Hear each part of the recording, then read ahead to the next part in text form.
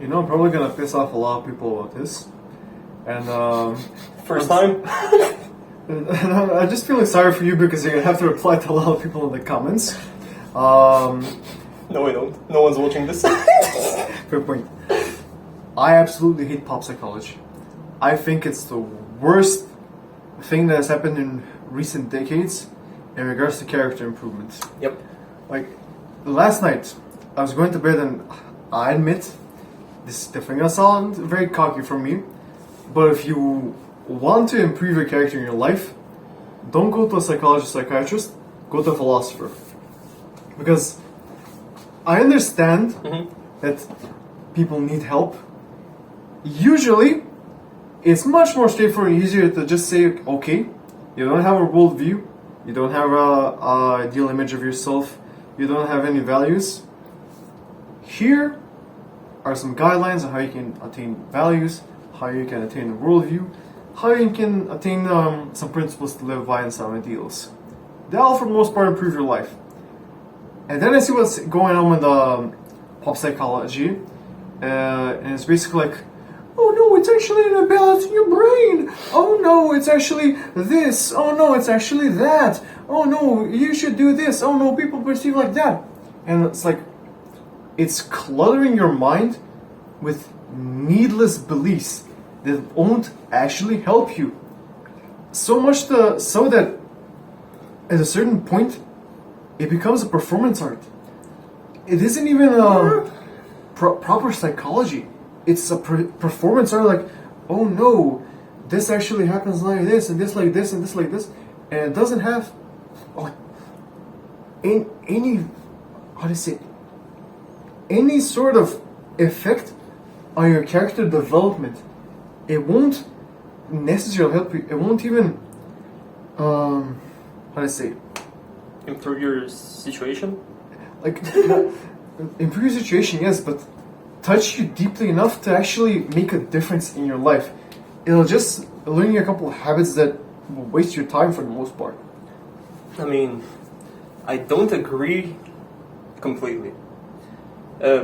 I do think that it's better to go to it doesn't have to be a philosopher, any form of an intellectual person, but that only happens when you actually have a worldview, when you actually want to gather more knowledge, and when you can look on your problems rationally. Most people can't do that. That's why I think that most of the time, having a psychologist is amazing. Like, it's honestly amazing. Because Wait, I'm gonna psychiatrist. Psychologist. Okay. Because most of the time, they will try to help you find the problem. While the philosopher, intellectual, whatever, they will only talk about different problems. Most people don't know where their problems come from. What I don't agree with is how today psychology has become such a money-hungry position, like a job. It's basically a job that's allowing people to justify their fucked up worldviews. Yep. For example, a lot of the times in the Western countries, psychologists don't care about their patients. They literally don't. Yep. We can see this by, and I'm sorry for mentioning this, but a lot of people who transition, the only thing they need, well, it's not the only thing, but still, the thing they need is an approval from a psychologist that, yes, they do feel like this and that and that. When, in reality, most of the people are just confused. And those confusions can be sorted out by talking to someone who understands the social structure of the world. The problem is the psychologists nowadays do it for money. They don't care about their patient. They are just looking at them like a paycheck. Oh, you know, I'm sure you guys seen the meme. Oh, I'm a psychologist. A blue-haired, like a blue short-haired chick walks into my office. Yeah. Stonks. Like, the sad part is, it's true. Yeah. A lot of people do need help.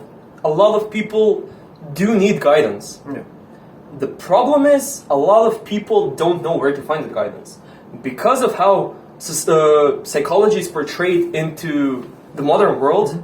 They think that a simple session with a psychologist is gonna help them. Yeah. Most of the time, like I said, it's gonna. The problem is that a lot of psychologists nowadays, they just want money. And what to me is the biggest problem? Psychiatrists. They are a problem in a sense that, again, there are people who do need psychiatrists. I'm not saying that there aren't. But because of social media, a lot of, especially young people, firstly, they diagnose themselves, and then they go to a psychologist trying to justify their self-diagnosis. That turns into a prescription from a psychiatrist, which completely fucks up a normal, healthy person who's just confused. You're just a teenager with angst, you know? Yeah. That's where I have a problem with psychology and psychiatrists, and the modern pop psychology, as you call it. Yeah. But Like what do you think? my main problem with pop psychology and a lot of psychiatrists today is that for some reason or another, accountability has completely been thrown out. Yeah. Like, this has happened. I see this happen so much at pop psychology, and a lot of psychiatrists, when people tell me recollections about the experience with psychiatrists, like a lot of the time, people just need to hear advice that, okay, you fucked up, or this is going on. Here's how you can become accountable so you can fix your problem. A lot of times nowadays, whenever you hear experiences with psychiatrists and a lot of pop psychology advice, it's actually advice that justifies your lack of accountability. Yep. And that's my biggest problem. Like, you did something bad, and instead of, owning up to it and becoming accountable, usually you're met with a justification. Oh no, it's actually a brain process. Oh no, it's actually because of this. Oh no, it's actually because of that, which completely removes your accountability and makes you feel cathartic in a sense. Yeah. That's my biggest issue with psychology. Be it pop psychology, psychology itself, even psychiatry, which is a bit different, Yeah, it is completely different. It's completely different. All are different, but the root of the problem is the same. That's why I think that. What the hell was I?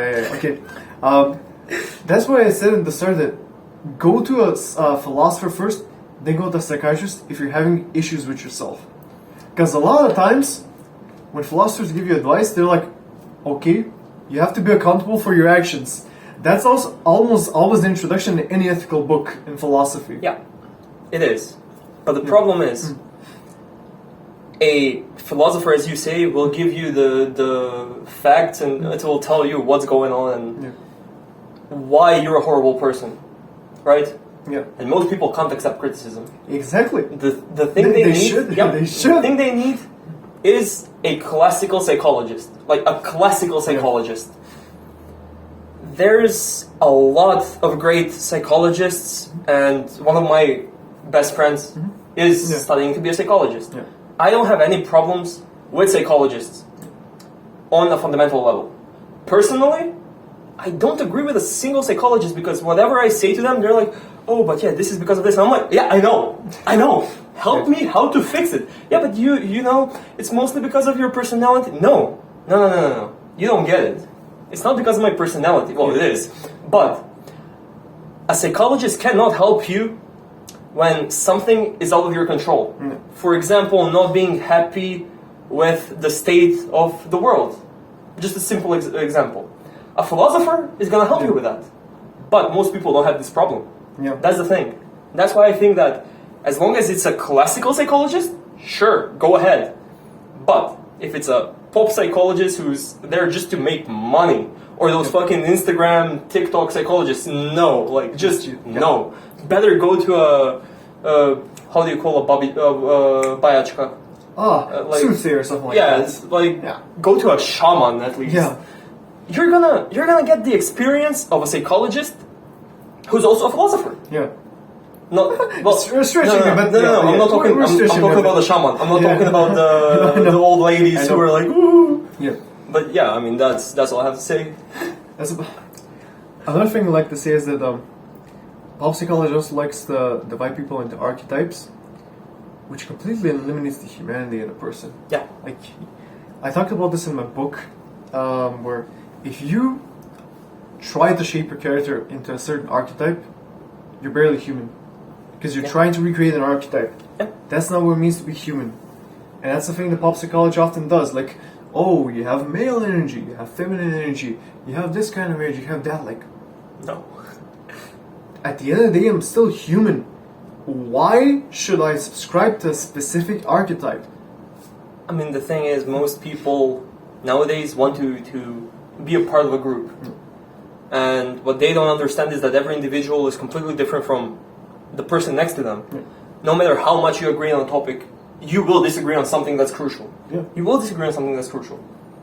And most people can't understand that.